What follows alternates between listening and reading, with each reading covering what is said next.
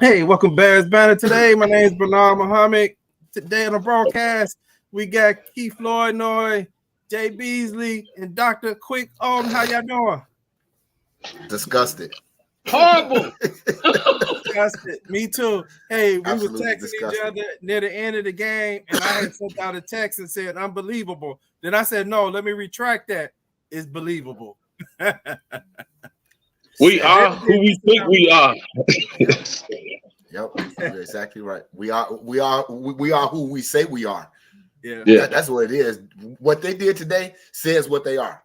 Period. Mm-hmm. Period. Yeah. I got 2 words for today's performance: historical collapse. If you go back in the entire history of the Chicago Bears, you are not going to find a worse loss in the fourth quarter than we just saw today. Mm-hmm.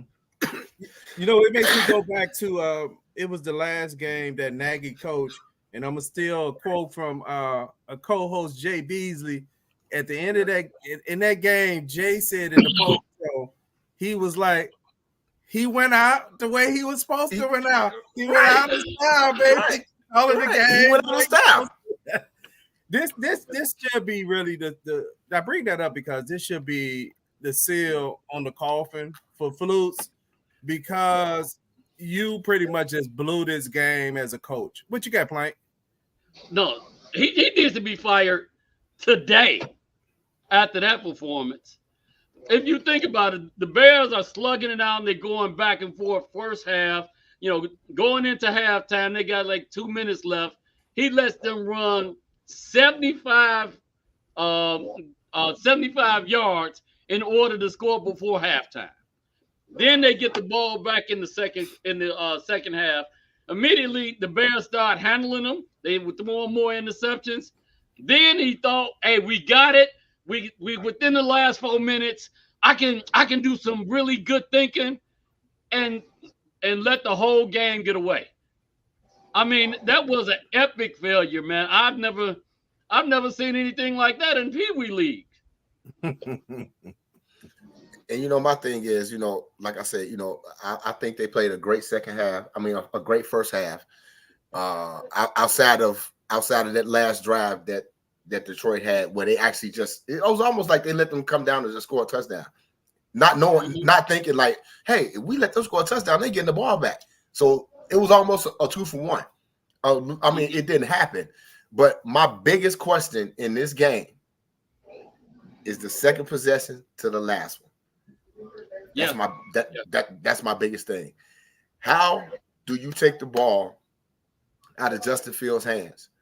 Because everybody been saying we need to see if he the man.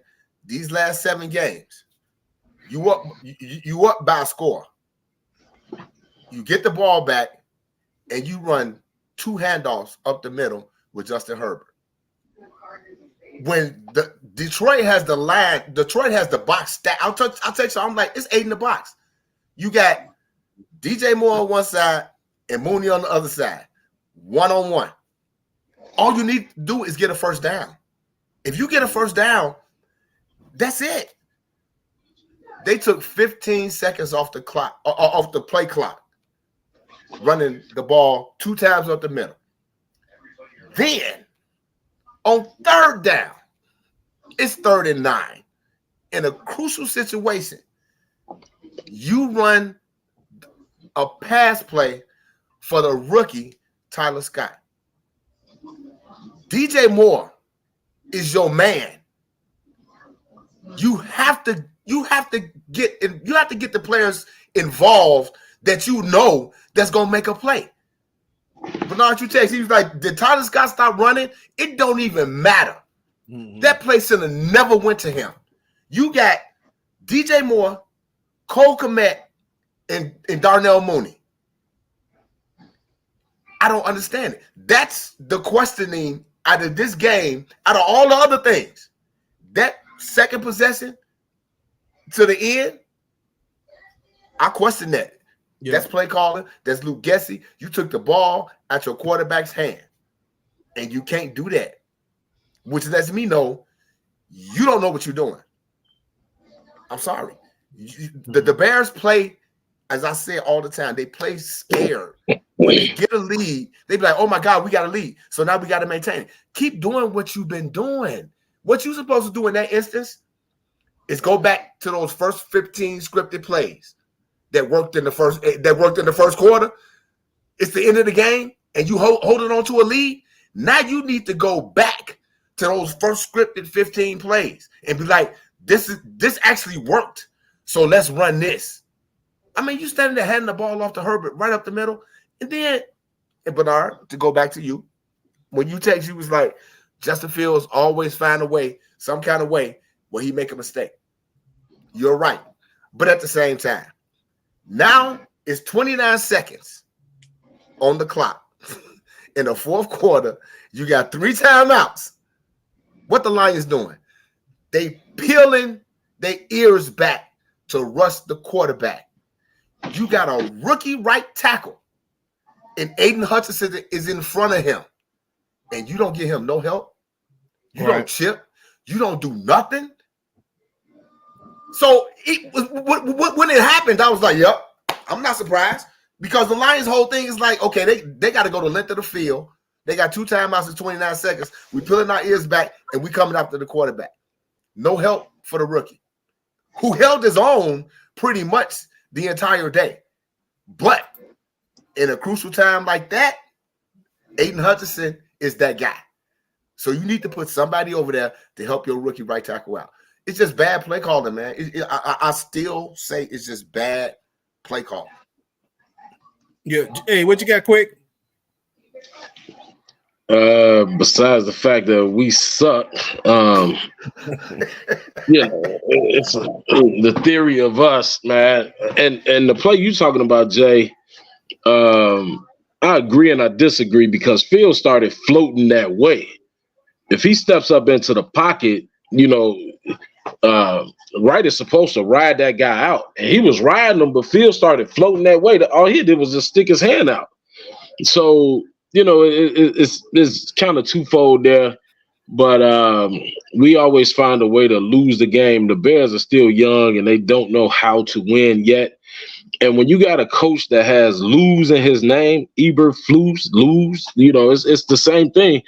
The coaching staff, I was sitting there like, man, you got to send pressure at these dudes, make them make a mistake in those last couple of drives. And then the last drive for the Bears really explains it all. It explains their whole season. Being too careful in a situation when you got to try to get a first down and make the chains move.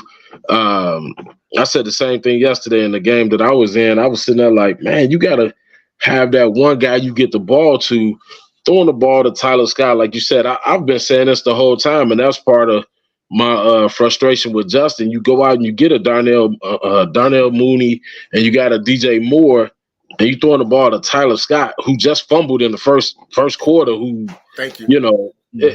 Like Tyler Scott right now reminds me of Velvet. Right. It's like not Absolutely. Being able to get into a rhythm. Now, listen, I ain't gonna really disrespect Tyler Scott like that and say he's Velvet Jones, but he's starting to trend that way. But y'all know I don't trust rookies in crucial situations anyway. I don't trust rookies at all. So you would trust CJ Stroud because he won again. You would trust CJ Stroud. But guess what? CJ Stroud's the first round pick. CJ Stroud's the first round pick. Justin Fields is too. What are you talking about? Justin Fields is the first round pick. I'm talking about skill players, quarterbacks. I'm sorry, wide receivers, running backs. I don't trust rookies. Let's match this up real quick. You have to be exceptional as a rookie for me to trust you. I said last year or 2 years, whatever Vegas Jones, whatever his rookie year, the first time I seen him try to return a punt, and he was doing all this, looking at the ball, that let me know you ain't ready. I don't trust rookies. Let's do this real quick. All right. No, go ahead. Let's do this real quick. When you look at the Lions on offense versus the Bears on offense, it's not even close. Not right. Day. You got Jared Goff versus Justin Fields. That's not even a contest. Fields all day. You look at the receivers, Equanimous St. Brown, not Equanimous, but Aron, whatever his damn name is, that's one of your top guys versus DJ Moore, Mooney, and you know what I'm saying? The tight end. We win with Cole Kmet. The running back situation, David Moore is having a decent year, but our three-headed monster is better than everything they got over there. I mean, David Montgomery, okay, we lost him, but man, we got Johnson, Herbert, and Foreman. They all trump him. So on offense, we should be able to move the ball efficiently against anybody. And we did. But guess what? Well, again, not when we got turnovers. Not when we got turnovers. We didn't do nothing when we got turnovers. I mean, the Bears defense, what they got, 4 turnovers? Yeah, I will say this. When Justin Fields run the ball a lot, the Bears running back suffered. You had 3 running backs today that had a total of maybe 70 yards all combined. Mm-hmm. To me, right now, I don't care how much Justin Fields run the ball. It hasn't shown that the Bears can win games that way because they haven't won doing that. I mean, last year, as much as he was running all those 1,000 yards, they pretty much lost in absolutely every one of those games other than the one to the Patriots. The Bears got to have more explosive plays. They had that one explosive play to DJ Moore, but most part today, everything was too conservative. Everything was close to the line. Protect the ball. They get 2 turnovers in the first half that resulted in nothing. They didn't even get a field goal out of 2 of those turnovers. So you have to. I agree. They don't trust. They don't trust Justin Fields. They put it there. They don't trust him. They don't trust him.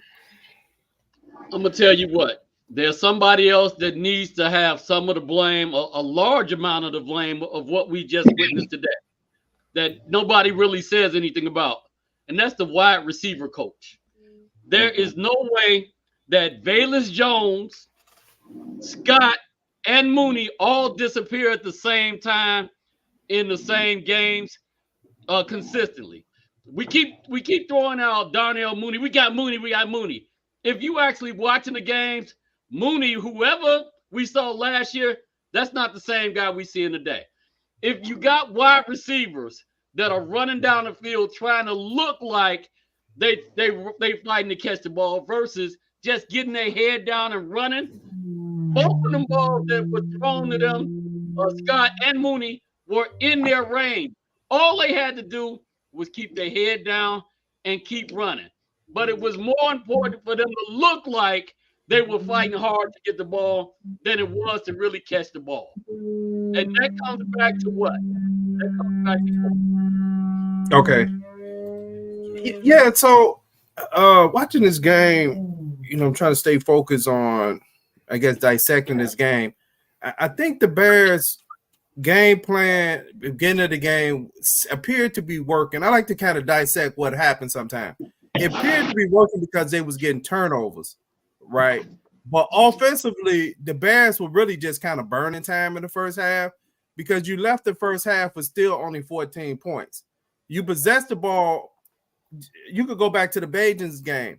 You possessed the ball a whole lot of time with a lot of empty stats with no touchdown. The bottom line, when you possess the ball, what they possessed the ball almost 40 minutes today? 40 minutes, yeah.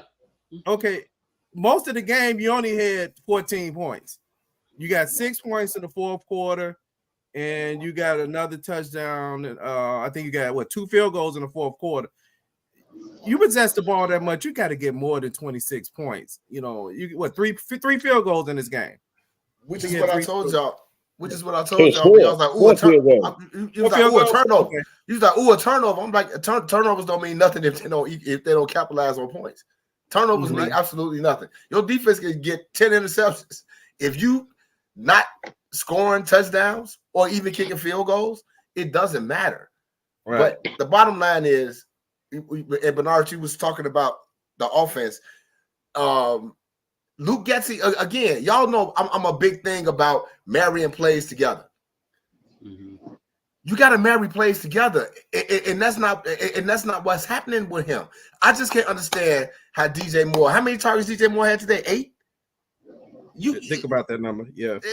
You can't do that. You can't do that. It was 3rd and 12, and they threw him a screen pass. The dude grabbed him by his ankle. He twisted out of that, and still, you have to get the ball into your playmaker's hands. And he got 7 receptions on 9 targets. 9 targets. Yeah.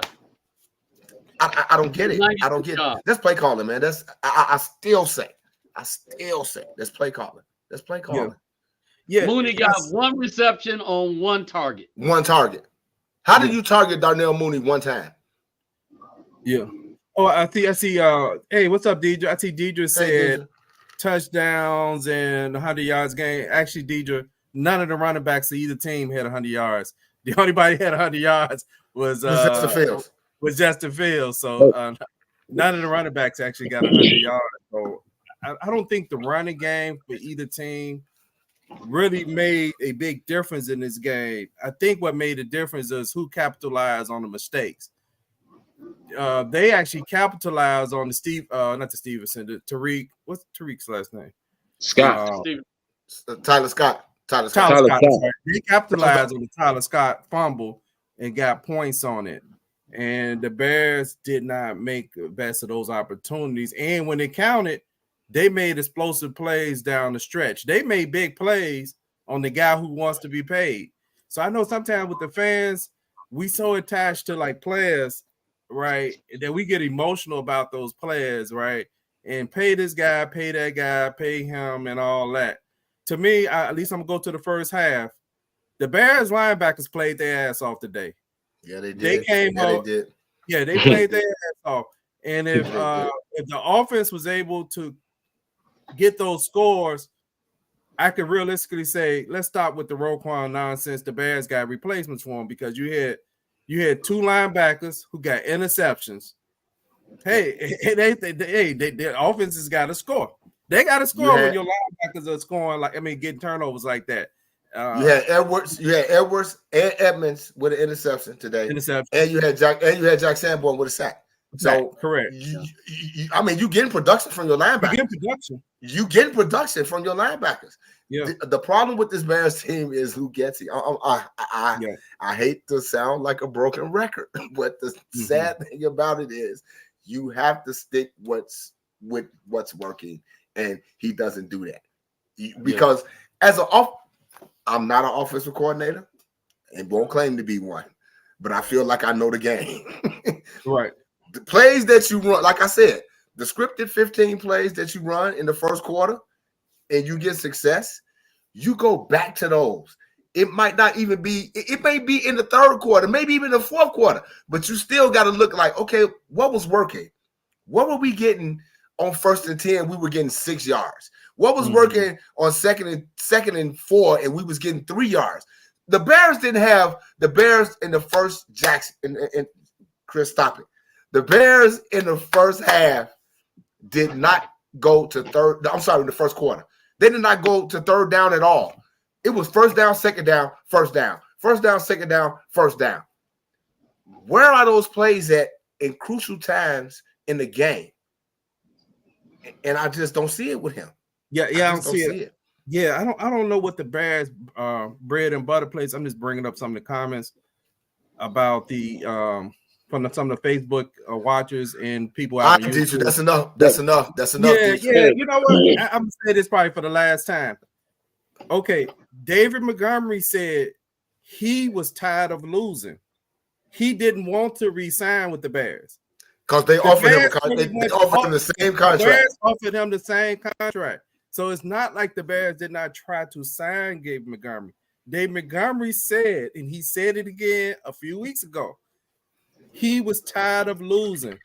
It had nothing to do with the Bears' offers. So the Bears didn't let him go. He didn't want to resign. He left. Right. He left. He has a right to leave. He had 12 carries for 76 yards today. Yeah. So good game for him. But hey, at some point, guys are gone. They're gone.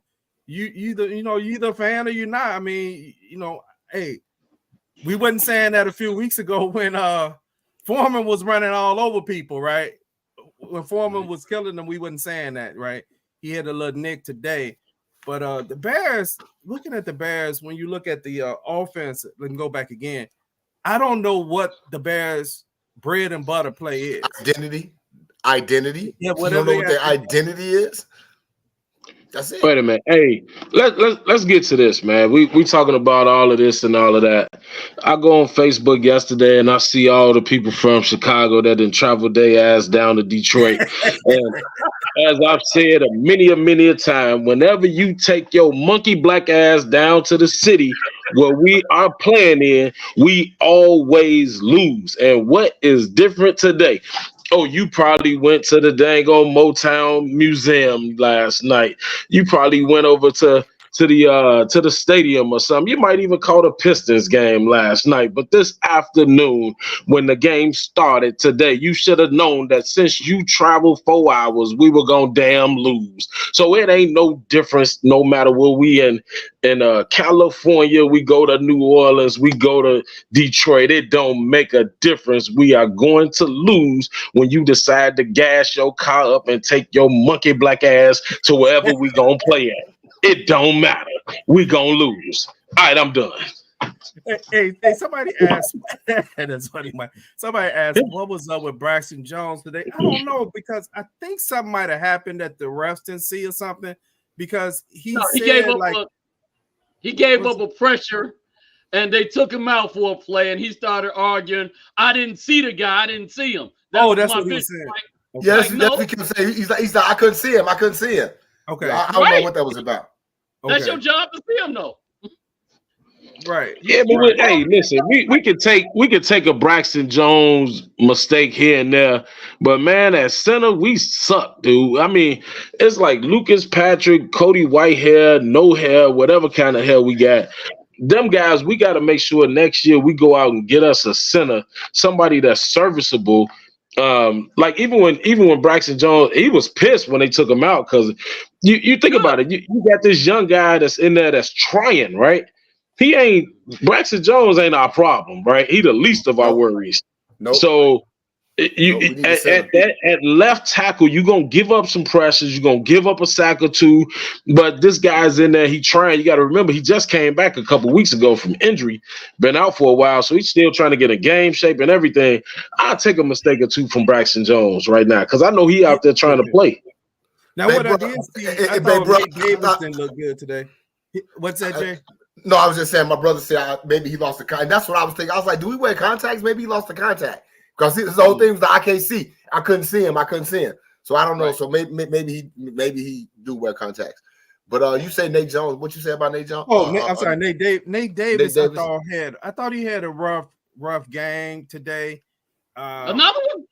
Yeah. Well, I'm not gonna say another one, because Nate Davis is first game back. This is first game back, but Nate Davis played pretty good in the few games that I've seen him play in. Yeah, Nate Davis a little rough today. He didn't show up in preseason. He get hurt 3 or 4 games. Then he finally come back and get 3 penalties, and we like, oh, Nate Davis is good. How? Did y'all see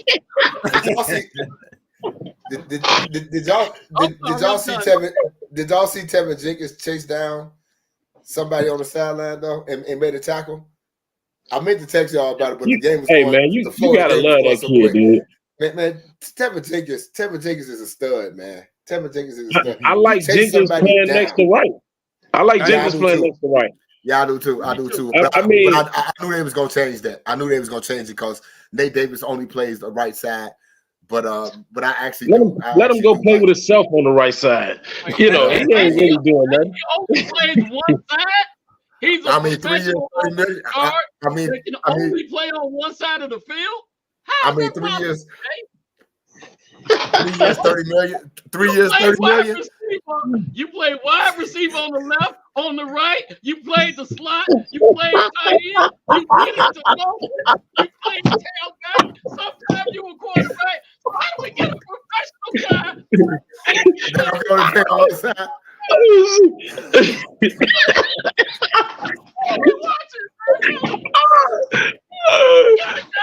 pay $14 million that can only block in one place, and he misses 90% of the blocks. What are we talking about? Hey, me. I ain't signed him. I didn't sign him. Don't get mad at me. Hey, he said he can only play one side. Like what? Oh man, that is hilarious. You know, Detroit on defense, they defensive line pretty good. They pretty much showed the Bears are eating the box the whole game, which made it kind of tough to run the ball. But the Bears were not taking advantage of play action enough with them in that front, and which goes back to the comment that was made that they don't trust Justin Fields, because when you got 8 in the box like that, that's when you can take advantage of play action and get your quarterback throwing. Now they did move. I give them credit. They moved him a lot today. They did his launch point a lot, but the answer to me is not running you 20 times either. I think he had about 20 carries today. Some of them might not have been design runs. 18 carries. Okay. So to me, your quarterback is there to throw the ball and to manage the game. If you get runs and you have design run, that's fine. But the Bears got to show that they trust him to throw the ball, especially in those crucial situations. You're never going to do those 2-minute drives if you call in a conservative game plan at the end of the game. You're never going to have it because now everybody gets tense. But see, Bernard, to me, I don't think it's about the Bears don't trust him. I think it's about they don't trust themselves with the play calling, man. Mm-hmm. Because guess what? They was moving the pocket today. Launch points was different. Justin was making plays. It was one play where he rolled out the pocket and he was looking. I'm like, okay, you holding the ball. But then he caught more on the sideline. Mm-hmm. Caught the ball, got out of bounds. It ain't that the Bears don't. I'm so tired of people saying they don't trust Justin. No, they don't trust themselves. They don't trust themselves. Call the plays and let them ball out. But it goes back to, I still say, the first 15 scripted plays are crucial because your first scripted 15 plays are supposed to be your best plays. So just because it ain't the first quarter, you can still use those scripted first 15 in the fourth quarter. And the Bears didn't do that today. They didn't do it. You know, I want to point out one of the Facebook users brought up that this might have been the Denver game, might have been a worse collapse. I forgot about the Denver game because I think they went into the fourth quarter up like 28 to. It was 28-7. It was 28-7. Yeah. I was there. It was 28-7 in the fourth quarter, and they lost. Yes, you should have played. Hey, at least we consistent, man. We consistent. Come on. We'll look consistent, you know. I just turned on the first 48. I thought the Bears game was going to be on that. Here on the first 48, the Bears lose another one. I was like, damn, shit. I think overall, let's try to get to some grades. I think overall, this was a good showing for Justin Fields after being out 4 games. He looked sharp, throwing the ball. He got the ball out of his hands a whole lot much faster today. I think half the game they called a better game for him. I think the running game suffered a little bit today. And then I don't know how Mooney is getting lost in this shuffle every few games. So it kind of makes me think like, what is his value going to be going into free agency? I mean, that's be another discussion. Unfortunately, he's gonna be somewhere else. I hate to say it, but unfortunately, I think he's gonna be somewhere else. But go ahead, especially if you get Harrison Jr., he gone. So I'm going to, because you had the meltdown at the end, and it's the same story. I don't care who hands the ball, who got the ball in their hand. The Bears going to end the game, offense possession and negative play. I don't care who it is with the. So with that, I'm giving the Bears a D today. Oh, that's as far as offense. I'm gonna have to get, like I told you before, I'm giving 2 sets of grades. The first set of grades are for the first 56 minutes. I'm giving the offense a B+. I'm giving the defense an A+. The second point of scores are for the last 4 minutes. Everybody on the Bears But even McCaskey, Virginia McCaskey, everybody gets a Z. Because that's the last letter in the alphabet message score I can go. Matter of fact, I give him a 4. I'm gonna give him a numeric score that we don't even define what it's about. This was the worst game I have ever seen the Bears play, especially within that last 4-quarter collapse. That's unexcusable. I swear I'm expecting to end this podcast, get on, start watching TV, and see that Eberflus was fired today. Okay, so Plank gives the offense, man, that's between the average of B and the Z. Man, that's like a big old, like a negative 0, man. That's right. That's a big old curve, man. Right. You're on the left side of the equation. Well, I'm actually gonna give. I'm gonna steal Plank's theory. I'm giving 2 grades. I'm giving a grade for the offense, and I'm giving a grade for Luke Getsy. Because I'm sorry, I don't care. Luke Getsy, dude, you have no clue. You have no strategy. And when you don't have no strategy, you can't do anything positive. So I'm gonna give the offense a B+, and I'm gonna give Luke Getsy a D-. Okay. Oh. What you got, well, I guess I'll go. All right. I remember watching the movie Friday. And so if we take Plank's theory, you got to remember when they finally met Miss Parker, and you say, just give me 3.5 minutes, maybe even 4. Right? I give the Bears offense for the first 56 minutes a B. And now I have to go on the Jay's theory because Luke Getsy is the one who lost this game for us. The offense can only run what you call, right? So on the offensive side, I'm going to give Luke Getsy, going back to my previous theories, an A for abysmal. You are abysmal ass coach, dude, and he needs to go. Like he shouldn't even be on the plane with them coming back home. If Buffalo can fire their offensive coordinator, what are we holding on for? What kind of ties do we have to this guy? What are we doing?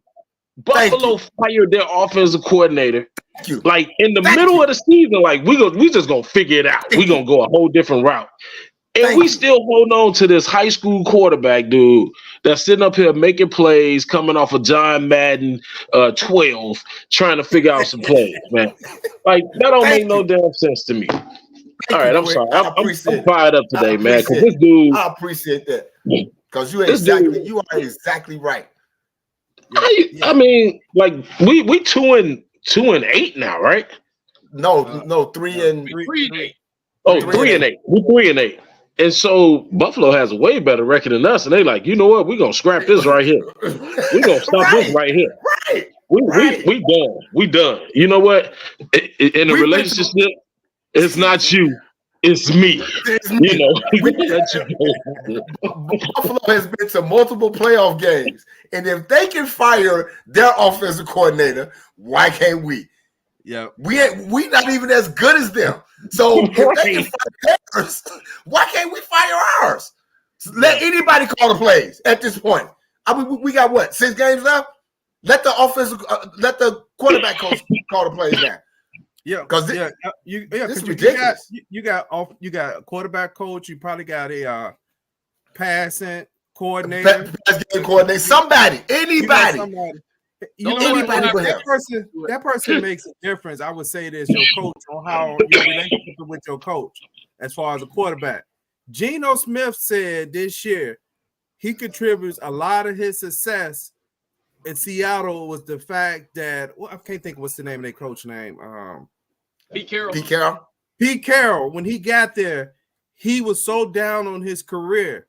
And Pete Carroll said, you can play. You're a good quarterback. I have confidence in you. And he said he would say negative things about himself. And Pete Carroll tell him early on, no, you're a good quarterback. I trust you. You're going to do good here.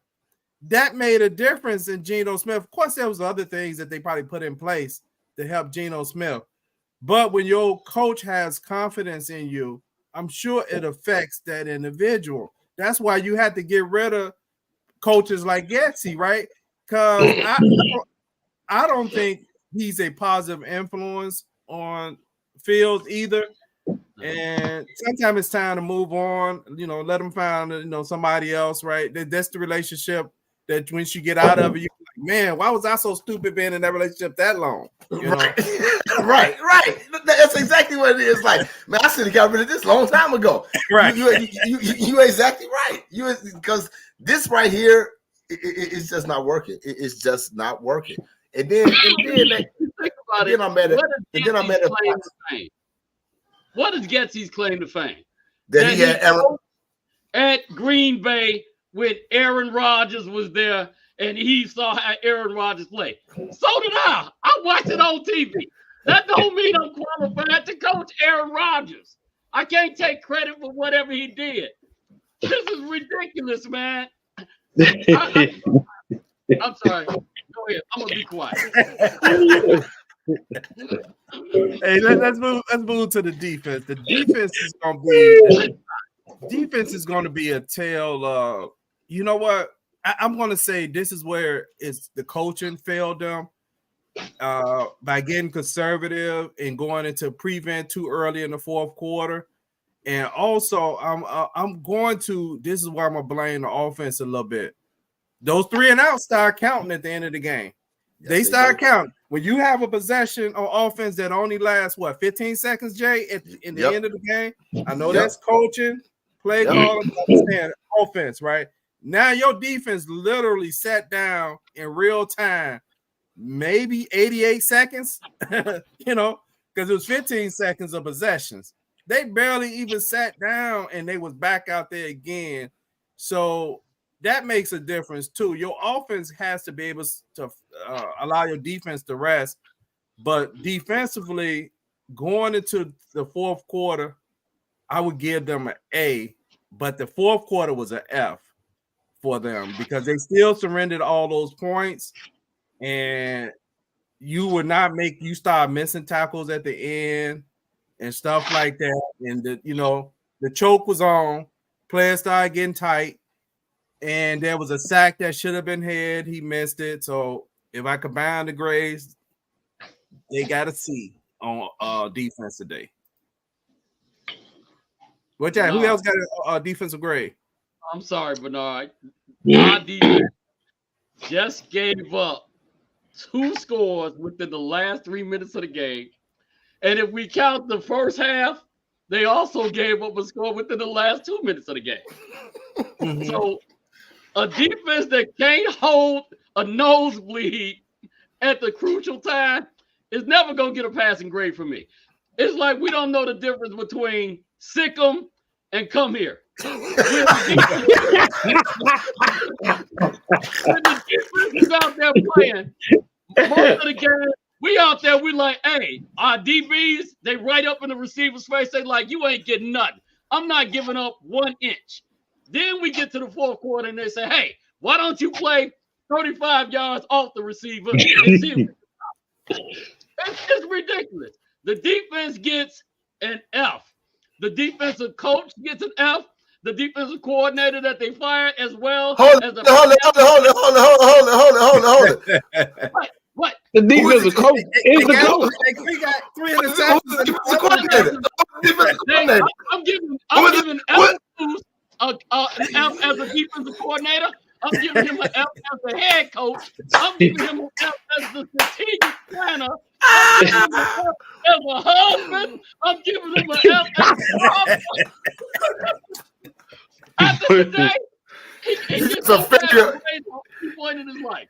He got 3 interceptions and a fumble. They forced a fumble. The offense didn't capitalize on that. Because I'm gonna tell you. The head coach part of them that messed that up. So he get all of them F's, man. Nope. Because I'm gonna tell you something. Hold on, fellas. He is 0-9 in 2 years in the NFC Central. No. He 0-16. I believe he Yeah, 0-16. Nobody's division. I'm only counting our division that we supposed to take the North and never give it back. He is not beating the Detroit, Minnesota, Green Bay or Minnesota. Yeah. Bay. Yeah. It's one thing if you bully by one guy. I can say, hey, Mike, the guy too big for me. He always beat me up. If you get bullied by him, his cousin, his little sister, you're a punk, man. I can't have you hanging out with me. What you got, Jay, on the defense? I'm actually gonna give them a D. I'm not gonna give them an F. I'm gonna give them a D because they did come up. They did come up with we had 3 interceptions. And special teams had a forced fumble. So and like I was telling y'all, you have to capitalize on turnovers. If you don't capitalize on turnovers, they mean absolutely nothing. It's just like a punt. It means absolutely nothing. Guys was flying around the ball today. Eddie Jackson was really sticking his head in there. He wasn't making no business decisions today. I thought TJ Edwards played well today. Montez Sweat got his first sack as a Bear. The rookie from Florida is it Pickens from Florida? Or I'm sorry, Dexter. He actually played a pretty good game today. So Tyree Stevenson had a good game today. But at the end, when it counts, you can't keep your opponent out the end zone. And that's what happened today. They keep him out the end zone. Mm-hmm. What you got, Quick? All right, here we go. All right, I've heard what everybody else said. Now let me break it down so it can forever be broke. I'm going to give the defense, besides Jalen Johnson, a B. Jalen Johnson gets a F. For failure. For freeloader. All right? The dude wants to be re-signed. For what? What are we re-signing him for? Just so because we got a pen? No, the guy's not a ball player. And I keep telling y'all that, and y'all don't want to listen to me. The last 2 touchdowns by the Lions that cost us the game were thrown on who? The pick 6 that we could have had to probably put the game out of reach was thrown and dropped by who? That was the backbreaker. The other pick that was dropped by who? I'm sense a pattern developing around here. I've said since day one that Tyreek Stevenson is a ball player, and he's proven that every day he goes out there and he's a ball player. He makes things happen. He got a pick today. He's only 2 behind Jalen Johnson in his 4-year career right now. So, and I said this before the broadcast, ladies and gentlemen that are out there, think about this. When was Tyreek Stevenson drafted in the 2nd round? When was Jalen Johnson drafted? In the 2nd round. So the Bears went out and got their replacement for this guy already. So, we can sit here and say we want to be re-signed. Go ahead and hit it. Go ahead and hit it. To the left. Go ahead and hit it.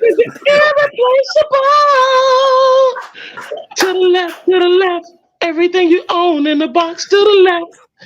We can have another you in a minute. Hey, man. Hey, if y'all pass the hat around, we might be able to get him that $18 million he looking for. But it ain't. I'm gonna make sure I send a letter down there that we don't re-sign him for that. If we can get him for $5 million, then we can re-sign him. Hey, Quick. I'm a proponent of not just holding on to guys just because we like them. I'm not a proponent of that. And I noticed that the Bears fans, a lot of them are proponents of mediocrity. Oh, yeah. If I got a team of guys that I lose with, I don't care if this guy is a all-pro every year if I'm losing with him.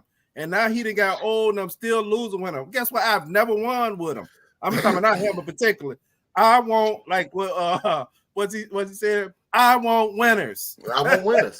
I want winners. Terry, I want winners.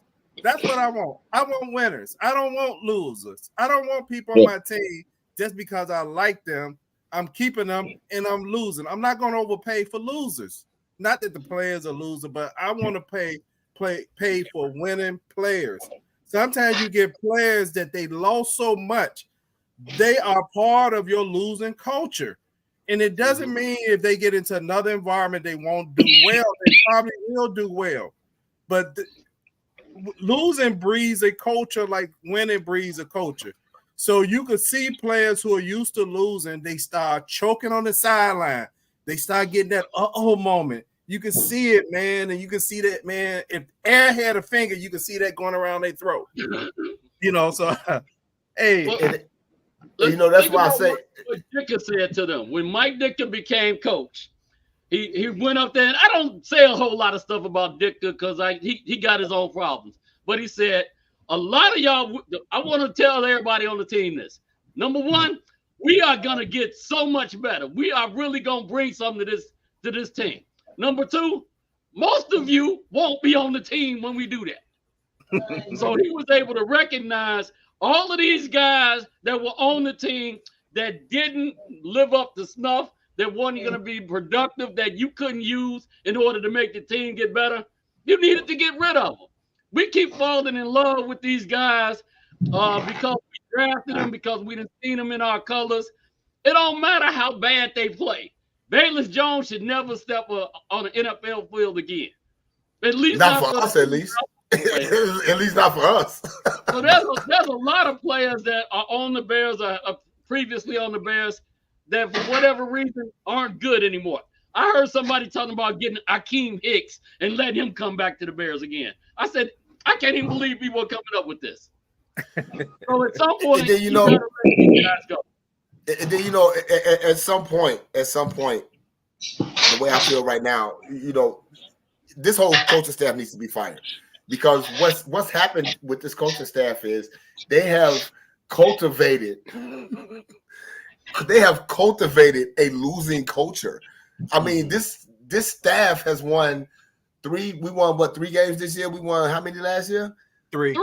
3. So we've won 6 games in 2 years with this coaching staff. That cultivates a losing culture. So you have to get. Now I hate to say it, but you have to get, because I don't want to be that team where you're every 2 years you're firing the coach. Like Arizona and like all these other teams. But that this is what's happening, and you have to get rid of this losing culture. But with that losing culture, bringing in somebody else means a whole lot of changes, which is a whole nother different show. But at the same time, this coaching staff got to go, because they have brought nothing positive to this team at all. Nothing in this year and a half that they've been here. Yeah, Jay, because I won't hold last year against them, because I know last year was designed to lose. But this year, this coaching staff have blown at a minimum, I would say 3, but it's actually about 4 games that they blew, right? Yeah. But I'm saying a minimum 3, right? Because anything can happen in one of those games.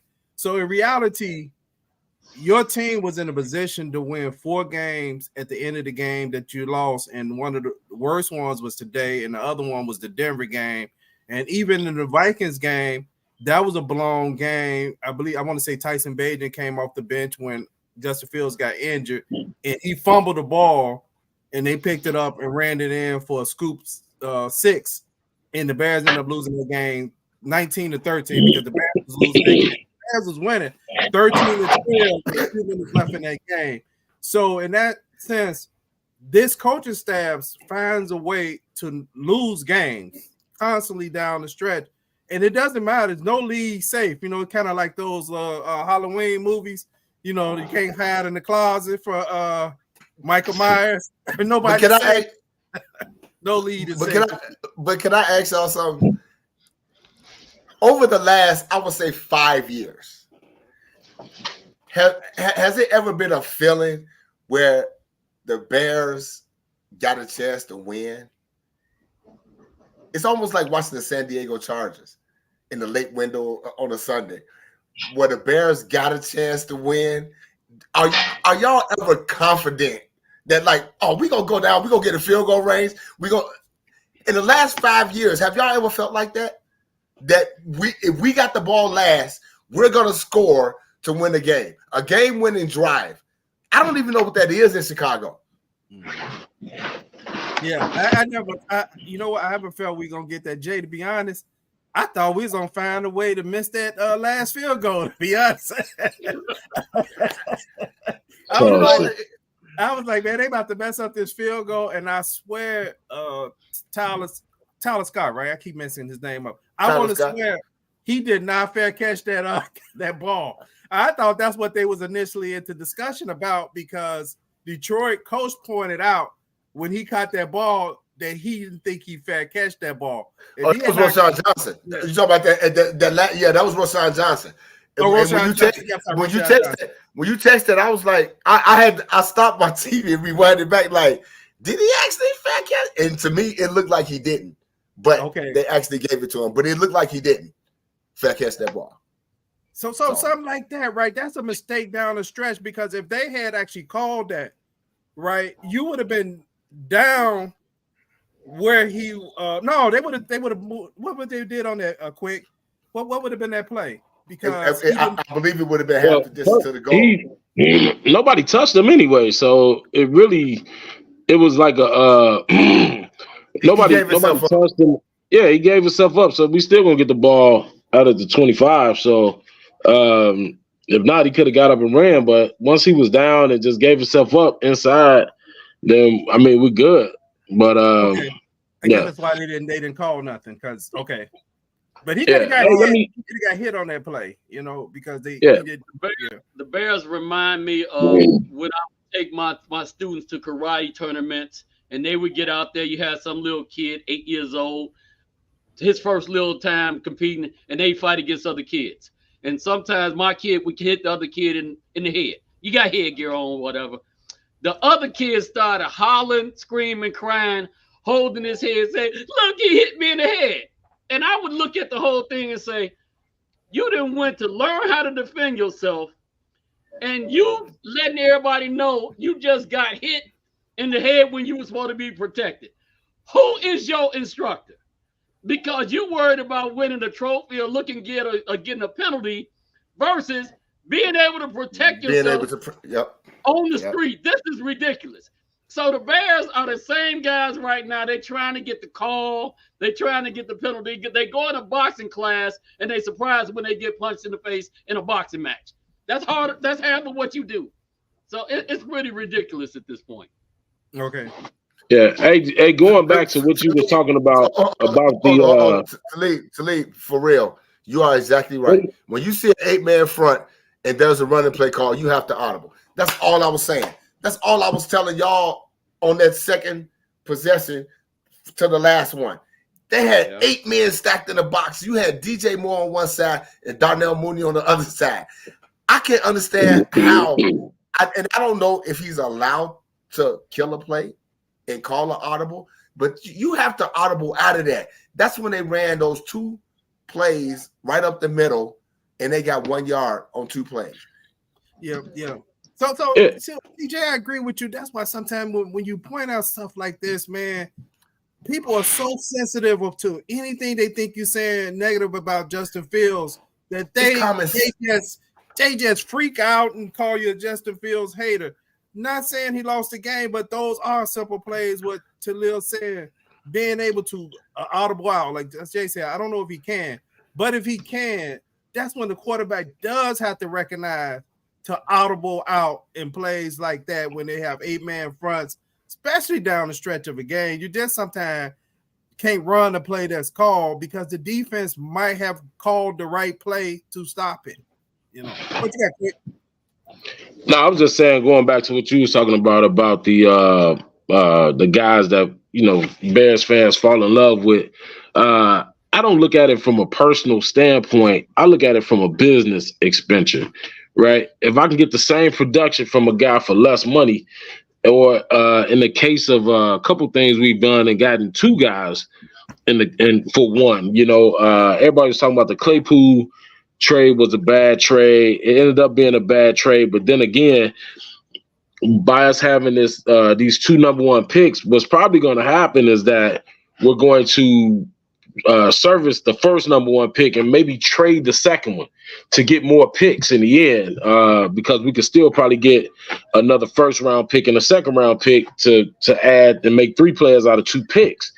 But going back as far as I can remember, I think I've called everybody that's gotten asked to leave here. I remember the Sunday before Roquan got asked to leave. I was doing the reverend, hey, he's got to do, and the next day, hey, he gone. But you look at it, you can't fall in love with the name of the jersey. You got to fall in love with that player and how they're playing and what they're contributing to the team.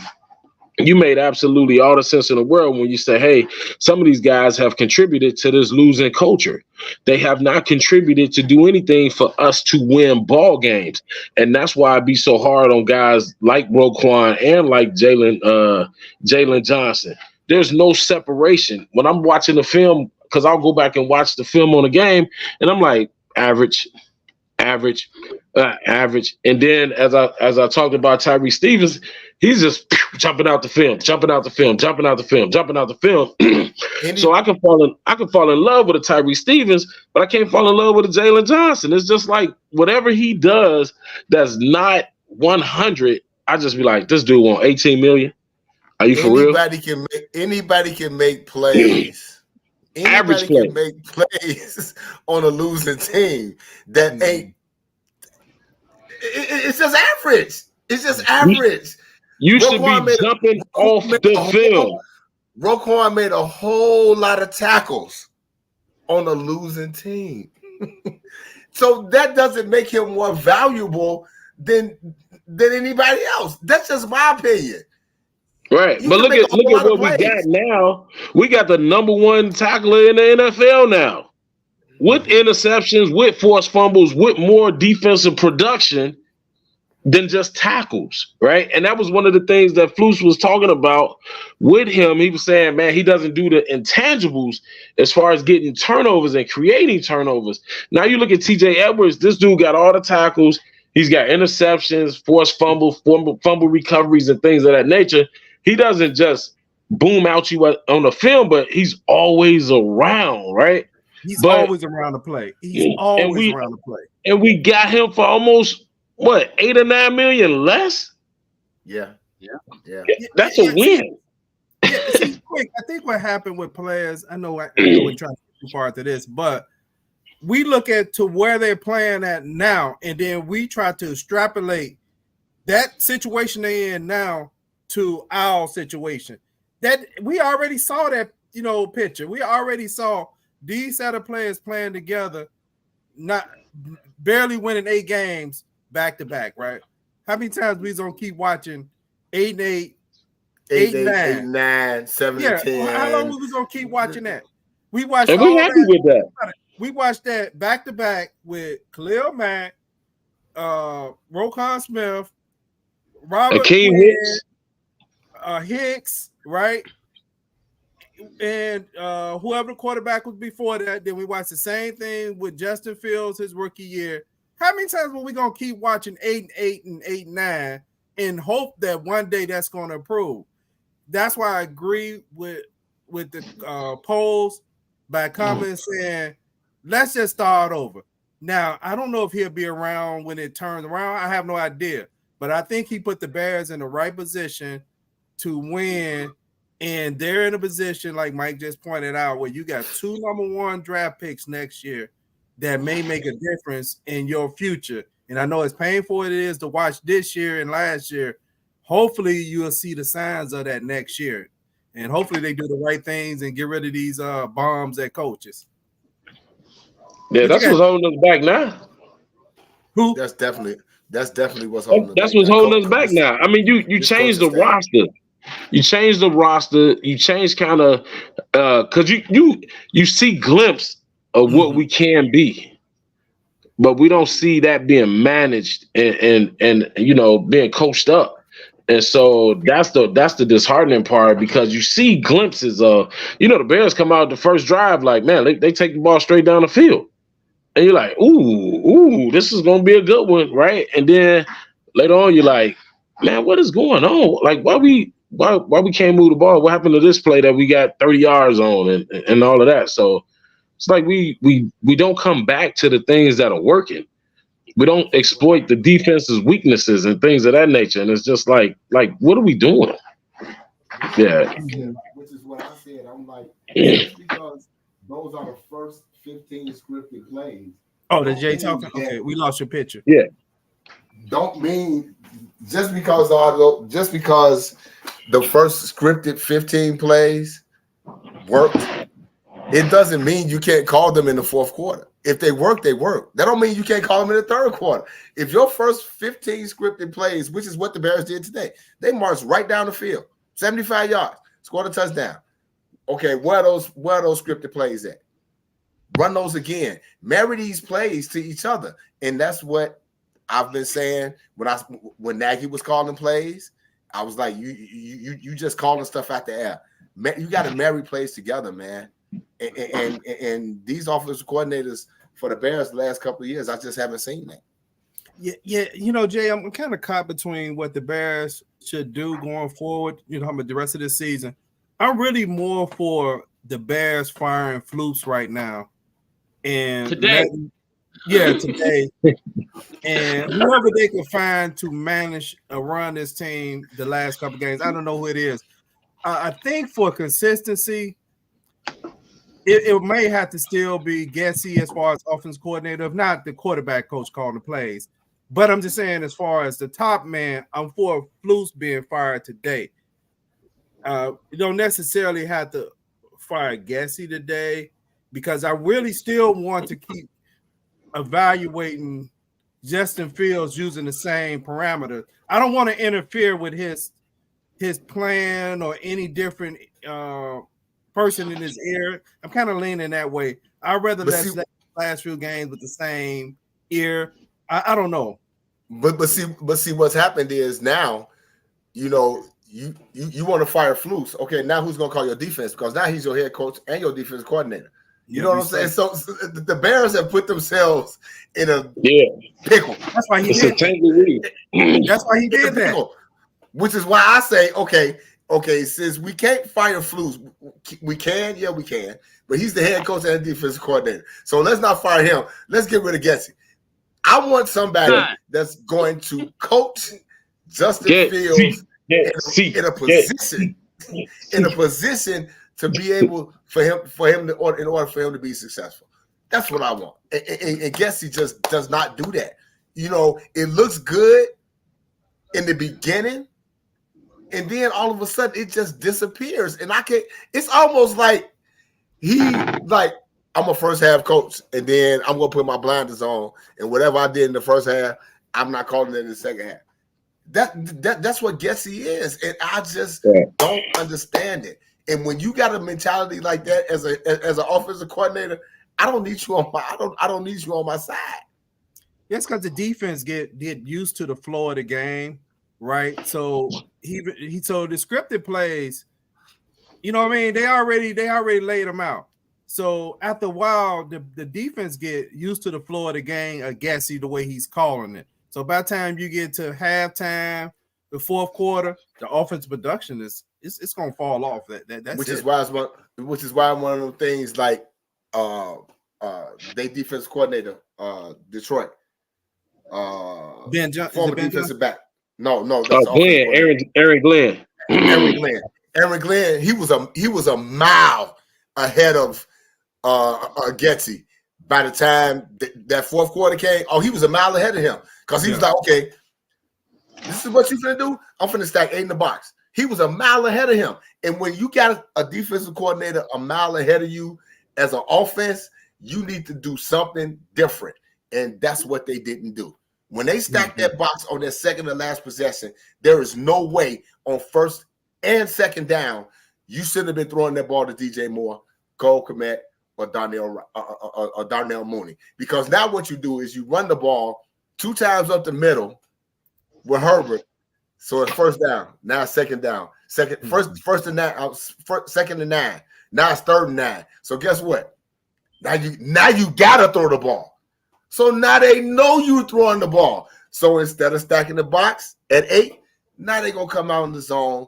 you throw the ball to the rookie, and now it's fourth down, and you got a punt. You get a ball back to them. They come down. They score a touchdown. They win the game. There's no way. I'm not a professional coach. I don't confess to be, but I think I know the game pretty darn good. And that possession is what lost the game for the Bears. Outside of other things, where they still could have held on and won, but that possession was the possession that sealed their fate. Yeah, good point. Like who's watching us on YouTube and Facebook, and if you haven't subscribed to the program, please hit the subscribe button on YouTube. I think we at 691 subscribers on YouTube. We need only 9 more to get to that magic number 700. All right, so hit that subscribe button. What you have, Plank? We're gonna close out. Everybody, go ahead and subscribe. Help us out. We're looking forward to getting more subscribers and having more meaningful conversations like we're having today. Yeah. You know what? This is almost feel like deja vu with the Bears, because last year they had Groundhog Day. Yeah. Groundhog Day. They actually had collapsed. I'm trying to dig in my memory, but I want to say last year they lost to Detroit 30-31. The first game they did. They lost 30. Yep. Yeah. They lost 31-30. Yep, they did. And it was a collapse right near the end of the game. Absolutely. Pick six. Right. Absolutely. Justin Fields had a pick six. He had a pick six. Yep. Okay. So that means somebody can catch the ball and run it to the end zone? You can do it. We just don't. As long as his name is Jalen Johnson. Yeah. Because I'm gonna tell you that pick six that he dropped today, that's a defensive back's dream. Because had he caught that, it wasn't everybody was going to even stop chasing him, because it was nobody that was going to catch him had he caught that ball. Nobody was going to catch it. It was just I've seen some of the greats, Ed Reed, make that play. I've seen Deion make that play. I've seen the Honey Badger make that play. Yes. I have not seen Jalen Johnson make that play. I'm sorry. But I've seen some of the greats make that play right there. And you're right. That you read the route perfectly and you can't catch. All you gotta do is catch the ball. Yeah.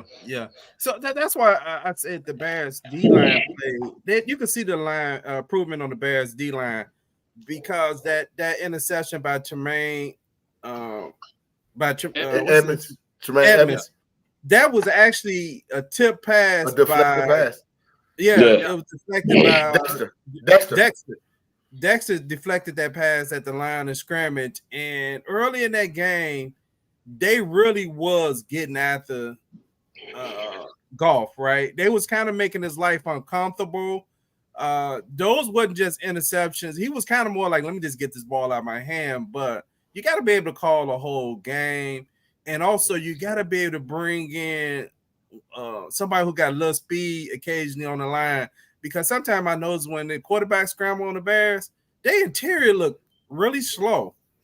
When quarterbacks run, they look really slow. You know, sometimes you got to have one guy in there that can at least turn up the speed and chase them. Well, I guess you do have it with Sweat, but you know, but that's some of the things maybe when they go into the draft next year, they're looking at maybe, you know, but they got to get that 3 technique.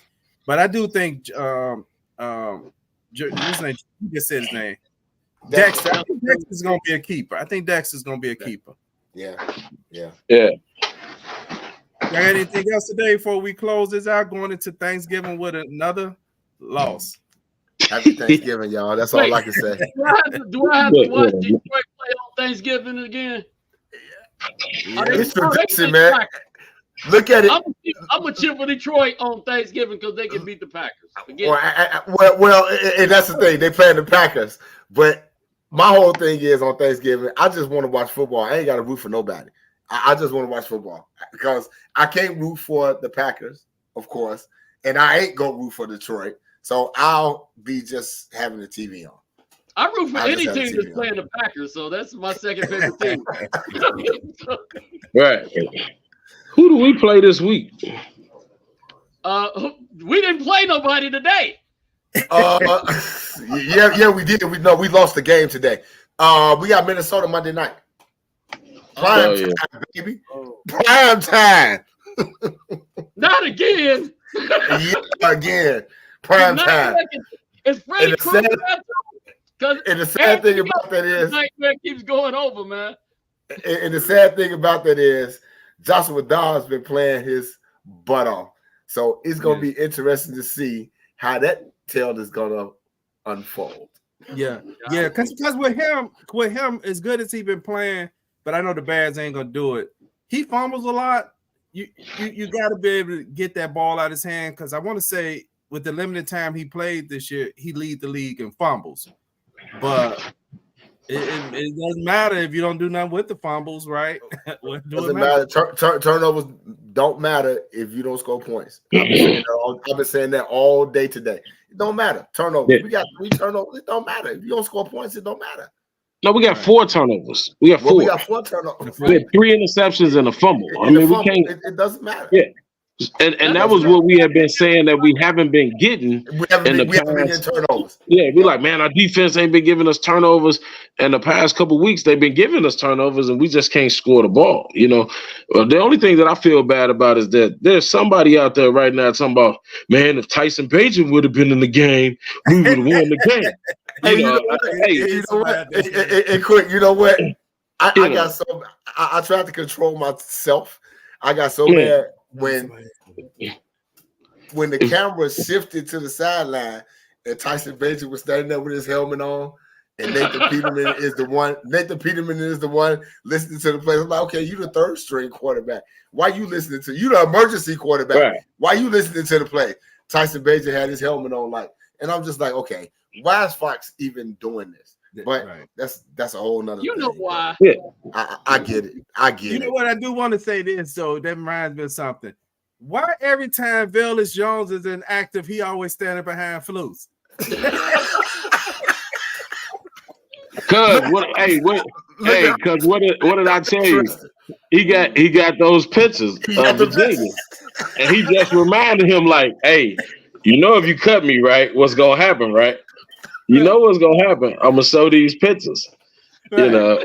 And he just want to remind Flus. Still on the team. I'm still on the team. See, because he was standing directly behind him today. Yes, he was. Oh, last week he was standing directly behind him almost every time they showed Flus. Velus Jones was right behind him. Like he probably expected him to be there. There's no way this guy should actually be on the NFL roster right now. No way. But it is. I said that when they picked him up out of Tennessee.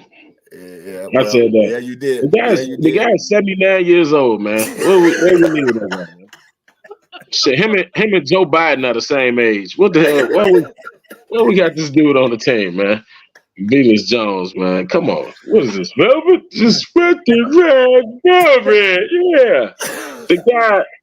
The guy sucks, dude. I mean, he just really sucks. He hasn't contributed anything in 3 years on the Bears. And I think besides some of the most memorable fumbles, and I'm never gonna let him live that play down in New Orleans, dude. Like, you wide open and you trip over your own feet and fall, and the ball still misses you in the stomach. And you still missed it. You still missed it. Yeah. That right there is the case of, when going back to HR, like HR brings you in and you like, damn, what they got on me? And they just show this play right here, and they're like, we need your playbook. They don't even say nothing to you. They just bring them in and hit play, and that play comes up like, we need your playbook. Come on in. He's just like, damn, it's over. Like, definitely. You can't even recover from that, man. In the NFL, it's already not for long. It should be called not for Velus. That's what it should be called. Like somebody said earlier, that HR had to fire Flus, not Flus, but the OC. HR gonna have to fire Velus. That's the only way. Dude, I ain't playing arena ball with dudes that bad, man. Golly. Like, how do you trip over your own feet? I'm talking about this dude is wide open. And then what really pissed me off, because I'm not really a Bagent fan like that.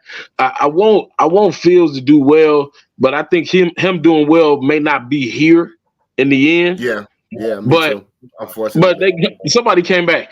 Man, Bajan ain't got no arm. Like shit. What do you got to do? I mean, he hit the dude in the stomach on the ground.